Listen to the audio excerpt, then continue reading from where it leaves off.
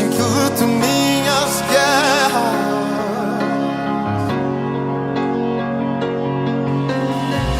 Parece que estou cercado, mas sou guardado por ti. Parece que estou cercado, mas sou guardado por ti, Jesus. Pai do Senhor, todos irmãos e irmãs, vamos estar iniciando o nosso culto nesta noite. Quero pedir vocês para que fechem seus olhos, em nome do Senhor Jesus, que você possa se desligar no momento de tudo que você estava fazendo, para iniciar o nosso culto ao nosso Senhor, o único e Salvador, Jesus Cristo. Amém? Vamos fechar os nossos olhos e vamos estar orando. Senhor Deus, já está no Pai, nessa noite, ó Deus, eu quero primeiramente te agradecer, Senhor, por tudo que o Senhor fez nas nossas vidas, por tudo, ó Deus, que o Senhor há de fazer. Peço a Ti, ó Deus, que em nome do Senhor Jesus, o Senhor esteja presente nesse culto, esteja presente, ó Deus, em cada lar, onde cada pessoa estiver, ó Deus, assistindo, ó Deus, este culto, que em nome do Senhor Jesus, a Tua presença venha a ser a prioridade para nós nessa noite, que em nome de Jesus o Senhor possa operar, agir no meio de cada um de nós, que a circunstância do mundo não venha nos paralisar, que a circunstância do mundo não venha, ó Deus, nos afastar daquilo que é real e eterno para nós. Esteja conosco nessa noite, em nome de Jesus. Amém. Antes de nós passarmos para adiante, eu queria pedir vocês para abrir a Bíblia de vocês em Romanos, capítulo 8, versículo 35 ao 39. Romanos, capítulo 8, versículo 35 ao 39, que diz: Quem nos separará do amor de Deus? Será tribulação, ou angústia, ou perseguição, ou fome, ou nudez, ou perigo, ou espada? Como está escrito, por amor de ti, enfrentamos a morte todos os dias. Somos considerados como ovelhas destinadas ao matadouro. Mas em todas estas coisas somos mais que vencedores, por meio daquele que nos amou. Pois estou convencido que nem a morte, nem a vida, nem os anjos, nem os demônios, nem o presente, nem o futuro, nem qualquer poderes, nem altura, nem profundidade, nem qualquer outra coisa na criação será capaz de nos separar do amor de Deus que está em Cristo Jesus, nosso Senhor. Fique com essa palavra, que em nome de Jesus, todas essas circunstâncias que têm acontecido no nosso mundo, nada vai separar o amor de Deus que tem por nós e nem o nosso amor que tem pelo nosso Senhor. Amém? Que Deus abençoe vocês.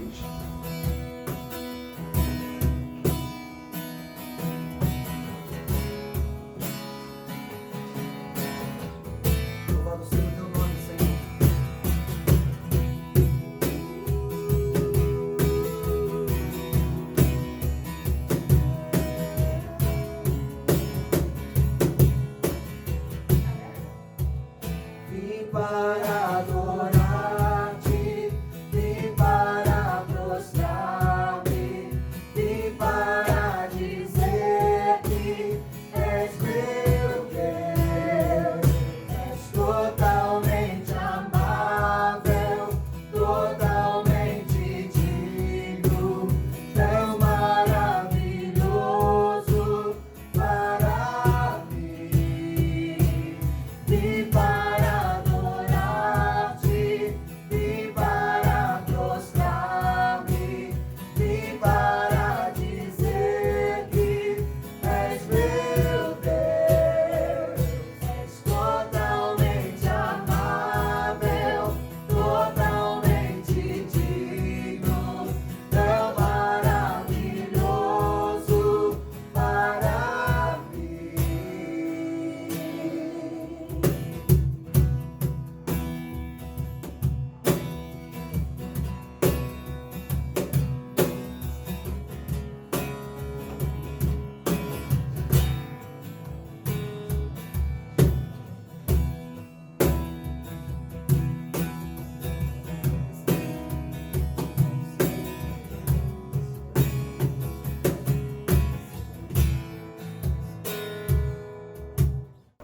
Agora nós vamos estar tirando nossas ofertas. As informações aí vai estar passando aí na tela do teu celular, da tua televisão, seja o que for.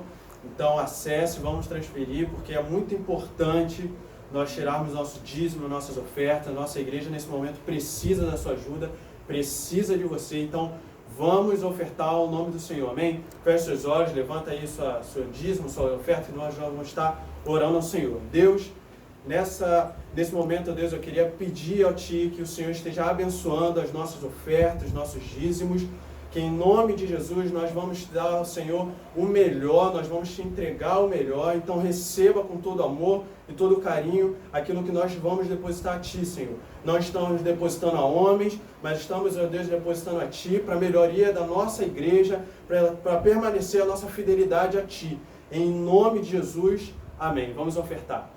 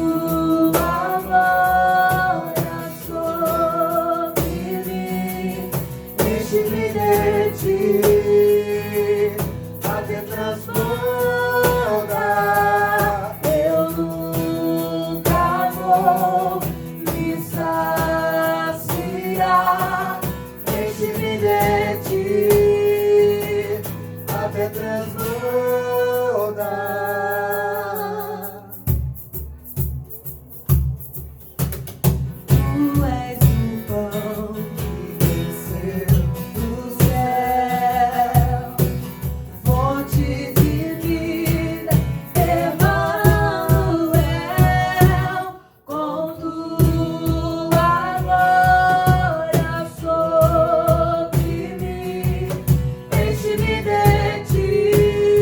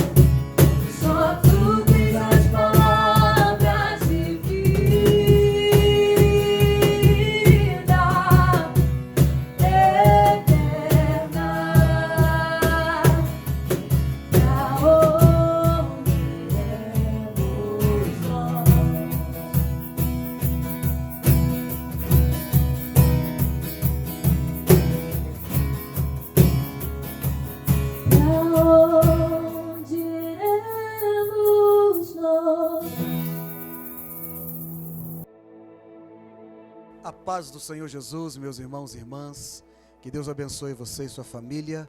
Eu tenho neste momento uma palavra especial para o teu coração, que se encontra no Evangelho de João, capítulo 6, apenas 2 versículos, versículo 10 e 12. Mas antes de lermos a palavra, gostaria de dizer que este culto está sendo transmitido online, um culto bem diferente do que nós realizamos nos nossos domingos, onde nós temos contato com os irmãos, abraçamos, ministramos sobre a vida deles, mas, no entanto, esse culto não tem uma diferença no sentido da intensidade da nossa busca e da nossa adoração. Estamos aqui com a mesma alegria, com o mesmo fervor, porque entendemos que o Deus que habita conosco dentro do templo é aquele que está aqui conosco com um número muitíssimo reduzido de pessoas e que também está presente aí na tua casa a partir deste momento em que você permite que a presença dele inunda o seu coração e toda a sua família. A palavra do Senhor no Evangelho de João, capítulo 10, versículo 12, capítulo 6, versículo 10 e 12, diz assim: E disse Jesus: Fazei o povo assentar-se, pois havia naquele lugar muita relva verde. Assentaram-se, pois, os homens em número de quase 5.000. Então Jesus tomou os pães e, tendo dado graças, distribuiu entre eles, também igualmente os peixes quanto queriam. E quando já estavam fartos, disse Jesus aos seus discípulos: Recolhei os pedaços que sobraram para que nada se perca. Embora todo o conteúdo da leitura da palavra que foi feita neste momento tenha grande importância, eu quero te chamar a dar ênfase a esse momento final de Jesus aqui no versículo 12. Recolhei os pedaços que sobraram para que nada se perca. Que nada se perca, que esta seja a palavra que fica em teu coração e na sua mente durante todos os dias que você viver, porque é muito importante isso. Queridos, na opinião de muitos, o Brasil é o campeão mundial do desperdício. São milhares e milhares de toneladas de alimentos que, por descasos, apodrecem nos armazéns, tornando-se impróprio para o consumo e, consequentemente, são jogados no lixo. Segundo a estatística, o IBGE apresenta que 61% da população brasileira vive abaixo de condição mínima de sobreviver. E no dia a dia das famílias, a gente consegue também observar o grande número de desperdício, a grande quantidade de coisas que são desperdiçadas. São muitos alimentos que, por vezes, estão se deteriorando nas nossas despensas, na geladeira, e vão para o lixo e nada aproveita. Mas o desperdício que eu quero falar aqui nesta noite, ele não pode ser considerado apenas como uma perda ou como algo que não se aproveita. O desperdício, ele é também o esbanjamento ou a extravagância nos quais muitas pessoas vivem. Mas o desperdício, ele também é considerado quando se vive uma vida dentro das suas próprias diretrizes, dentro das suas próprias vontades, governada por si mesmo, fazendo tudo aquilo que dá na teia, fazendo tudo aquilo que você tem vontade.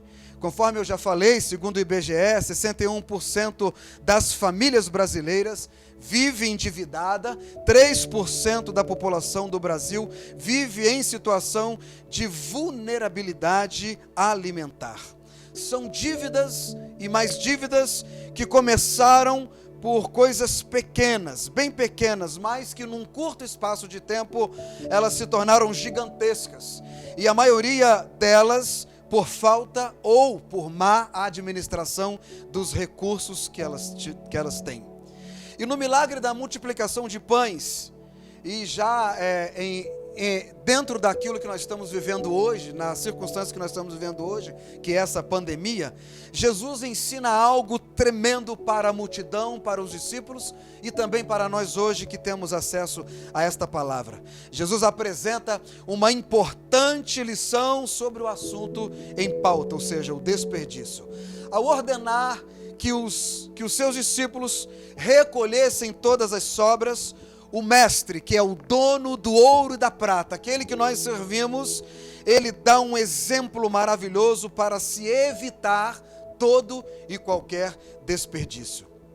E para que possamos viver uma vida regada da graça, do amor de Deus, precisamos fazer a nossa parte, irmãos e irmãs.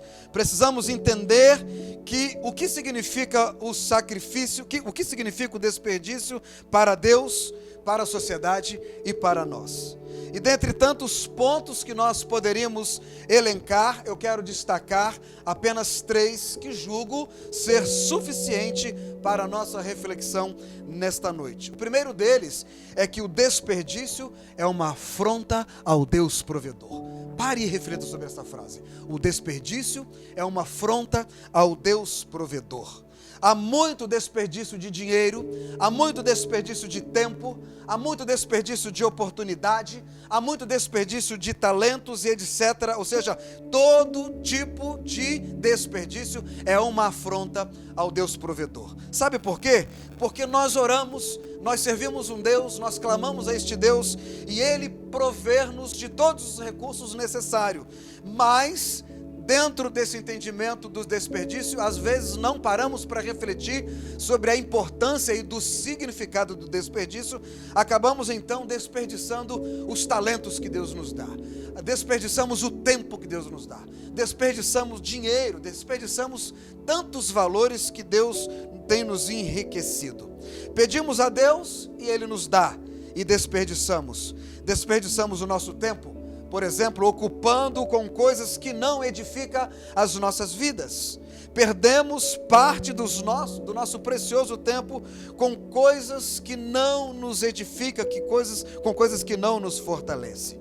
Imagine só um pai, você como pai, recebendo nos seus braços o seu filho e tendo dos lábios dele um pedido.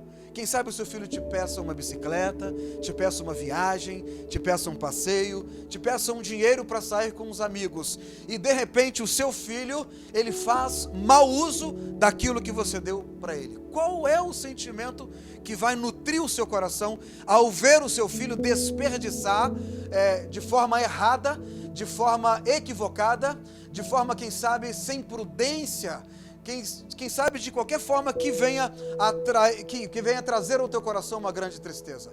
Conosco não é diferente em relação ao Senhor.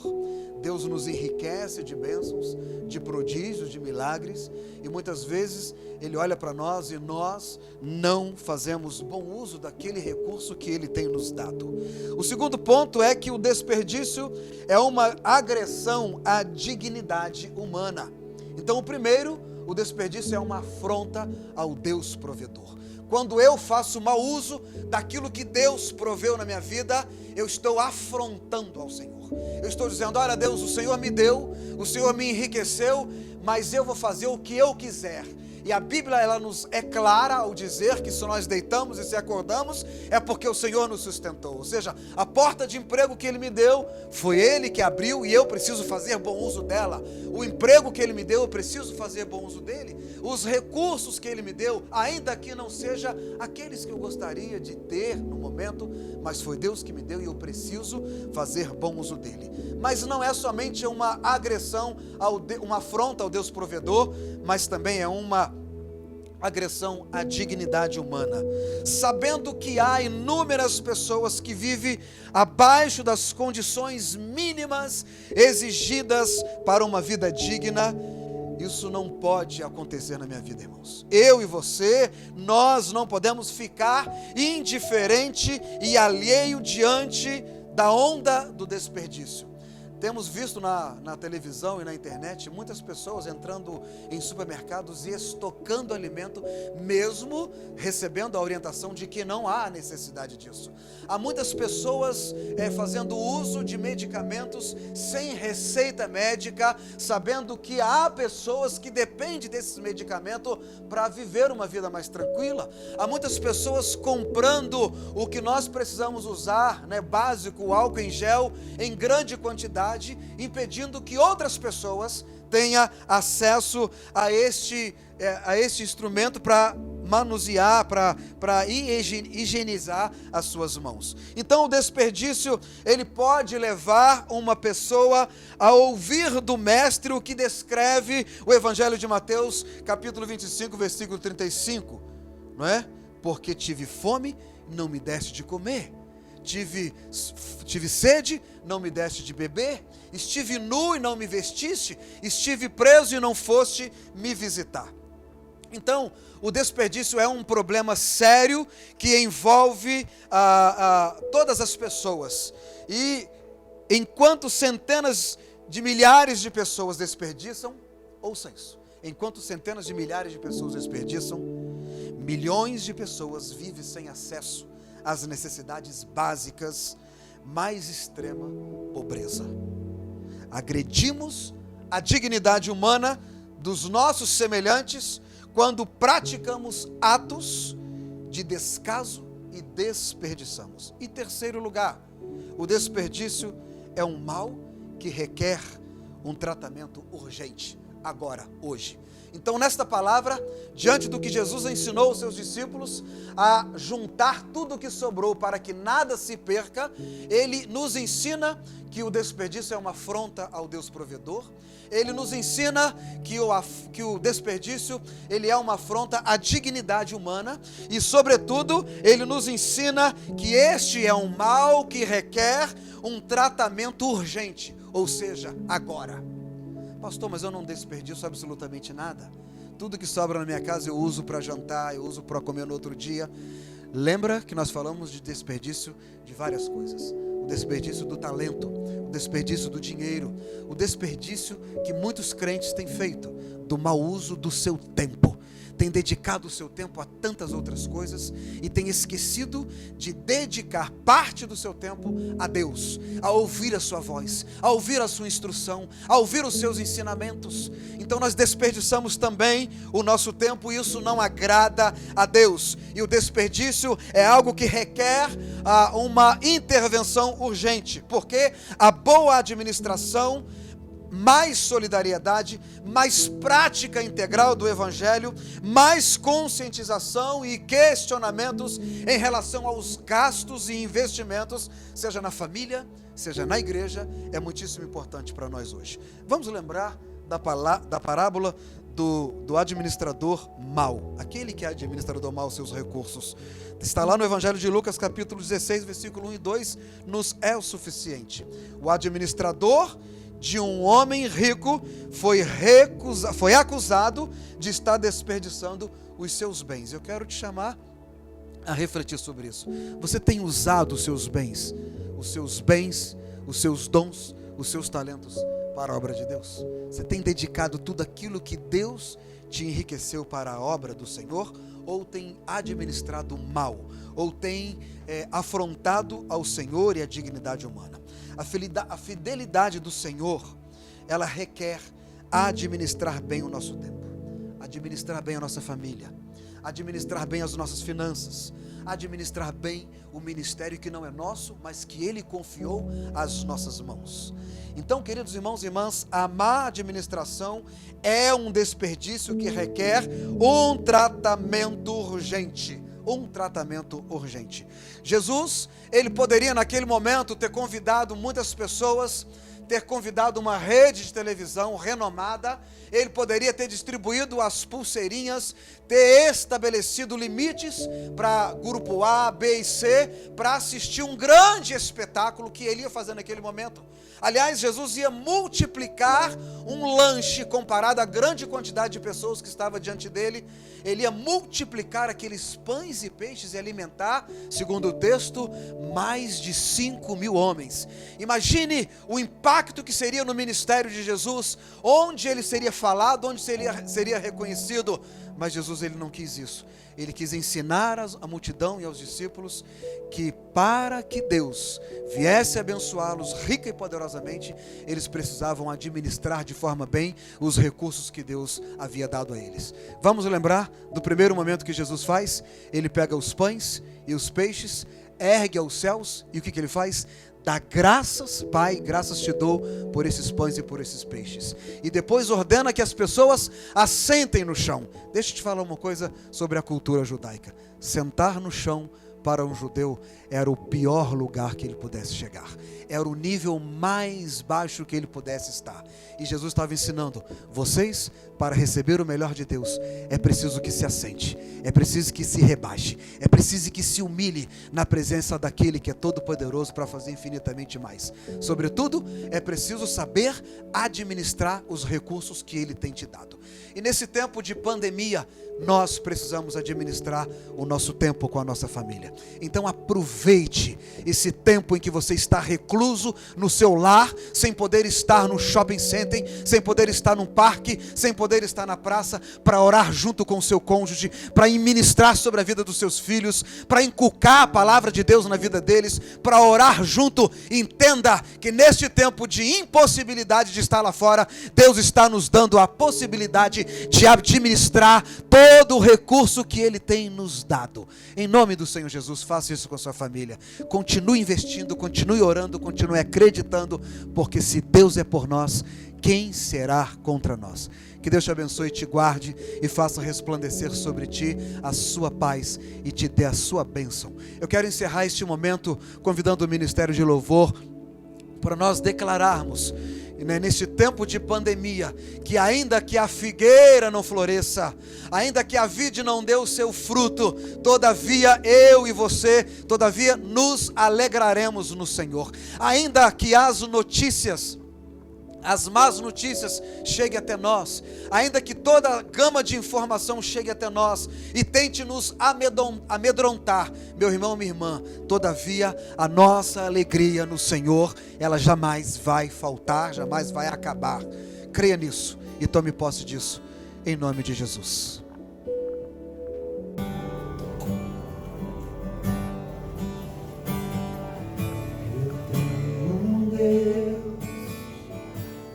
Vai deixar essa luta me matar, desespero me tomar. Por mais pressão que seja a situação, o controle ainda está na palma de suas mãos. Eu tenho um Deus não vai deixar essa luta me matar, o desespero me tomar. Por mais pressão que seja a situação, controle ainda está na palma de suas mãos. O choro dura uma noite, mas a alegria ela vem pela manhã. Eu creio, eu creio. Declare: choro dura uma noite, mas a alegria ela vem pela manhã. Eu creio, eu creio. Ainda que a figueira não floresça e não haja fruto na vide, e o produto da oliveira minta, todavia me alegrarei, todavia me alegrarei, todavia me alegrarei.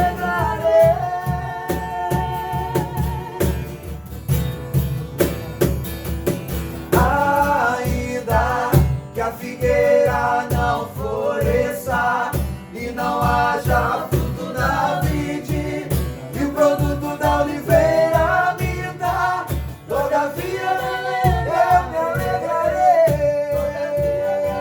Sim, Deus, todavia eu me alegrarei.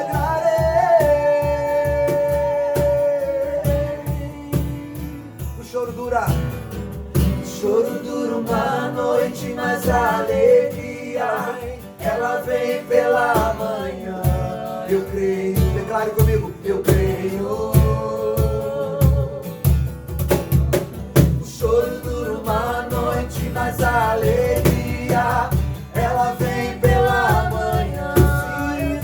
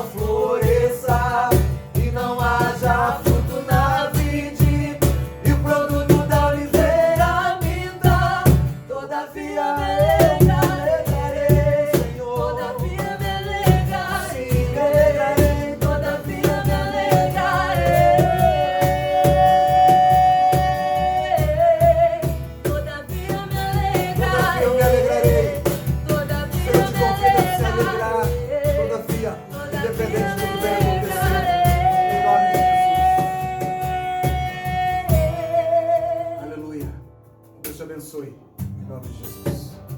Amém. Assim que o luto me